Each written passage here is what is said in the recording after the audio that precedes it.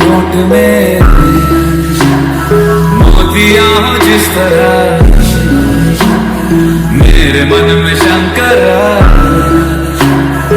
तू बसा है उस तरह।